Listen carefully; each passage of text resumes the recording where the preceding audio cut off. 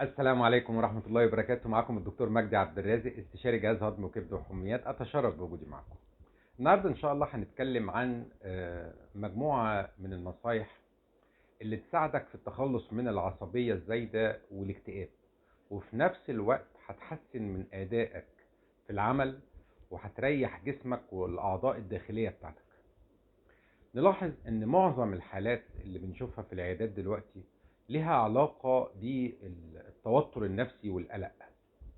طبعا الدكتور لما بيكشف على المريض بيقول له مثلا انت عندك التهاب في المعدة، عندك قولون عصبي، وبيكتب له على الروشتة، والعيان بينفذ العلاج بتاع الدكتور. لكن مع الأسف بيجي في الاستشارة ويقول له يا دكتور انا برضك حالتي هي نفس التعب هو.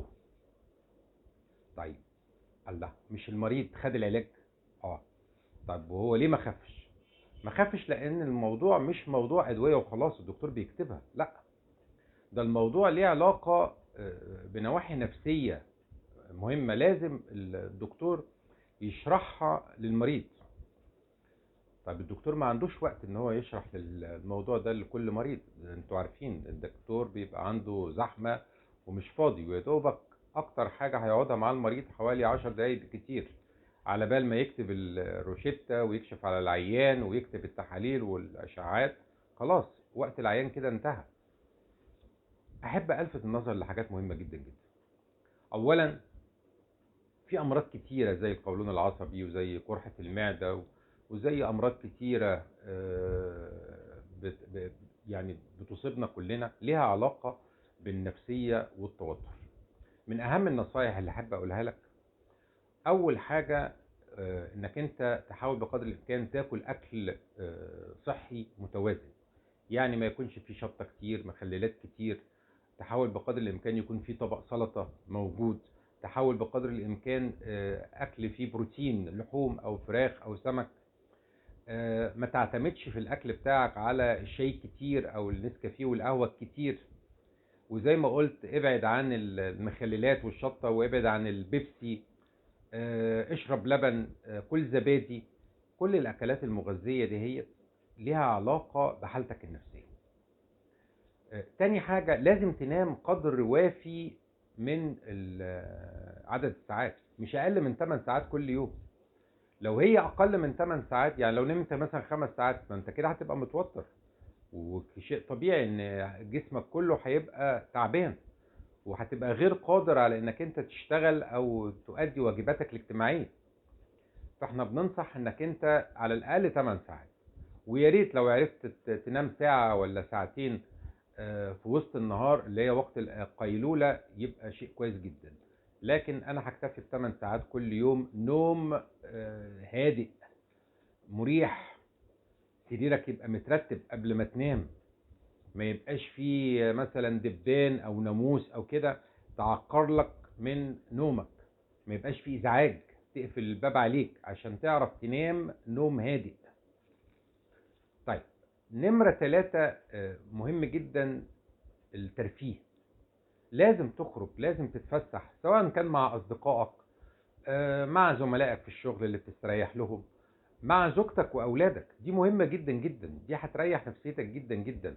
في نفس الوقت الفضفضة دي، انك انت بتفضفض مع زوجتك او مع اولادك او مع اصدقائك، دي ليها مردود نفسي ممتاز على راحتك النفسية وعلى مزاجك العام وعلى المود بوجه عام.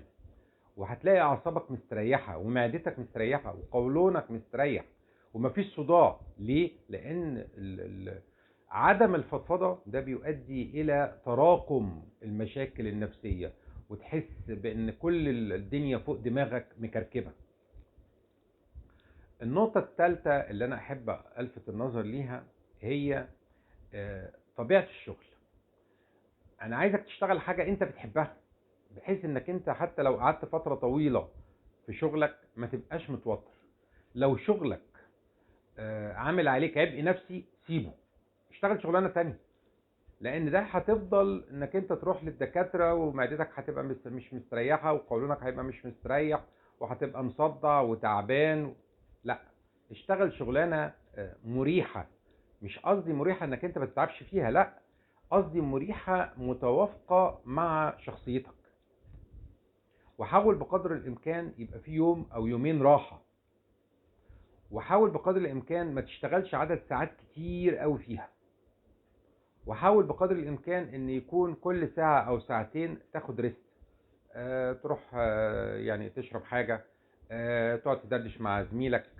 تحاول بقدر الامكان يبقى في تغيير في وقت الشغل شوية، يعني على الاقل 10 دقايق ما بين كل ساعة وساعة او 5 دقايق، بحيث ان انت تستعيد نشاطك وتستعيد إن معنوياتك تبقى مرتفعة. طبعا احنا عارفين في معظم دول العالم بيبقى فيه وقت بريك محافظ عليه، ساعة في النص كده تقوم تشرب مثلا كوباية شاي، تاكل بسكوت، يعني نوع من انواع الفصل ما بين وقت الشغل. النقطة التانية اللي احب الفت النظر ليها انك انت ما تبقاش مستعجل. حاول بقدر الامكان كل حاجتك تبقى بهدوء وبتفكير. الاستعجال يؤدي لنتائج مش كويسة. يعني انت لما بتقوم الصبح مثلا تلبس لبس اي كلام وتخرج مستعجل، تنسى مفاتيحك، تنسى اوراق مهمة، كل الحاجات دي كلها بتأثر على نفسيتك وبتأثر على المود بتاعك وما بتنجزش. يعني انت فاكر ان انت عايز تستعجل علشان تنجز المهمة بتاعتك، لا. المهمة مش هتنجز، بالعكس ده انت هتتأخر اكتر واكتر. لو انت عايز تعمل حاجة بإتقان يبقى هتعملها بهدوء بروقان، هتلاقيك تنجز فيها. طبعا عدم الإنجاز يؤدي إلى عدم إنجاز، يؤدي إلى عدم إنجاز، يؤدي لاكتئاب، عشان نبقى فاهمين. إنما لما بتنجز المهمة بتاعتك بتحس براحة نفسية، ولازم تكافئ نفسك على الإنجاز. يعني أنا عملت حاجة كويسة النهاردة، طب خلاص أنا كفاية عليا كده، أنا أساسا هخرج بقى أتفسح، انا هاكل اكله كويسه، انا هحاول بقدر الامكان افسح المدام بتاعتي وولادي. هتكافئ نفسك على الانجاز. النقطه الثانيه فوضى المكان. طبعا سواء كنت في الشغل او سواء كنت في بيتك، مهم جدا يكون المكان بتاعك مرتب ويعني يكون في احسن صوره. ليه؟ لان ده هيوفر لك مجهود كبير.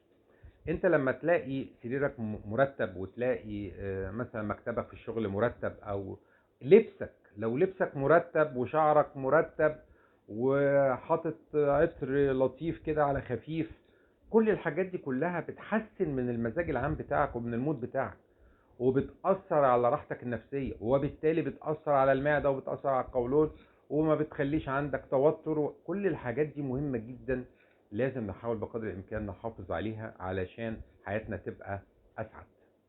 أشكركم جزيل الشكر، والسلام عليكم ورحمة الله وبركاته.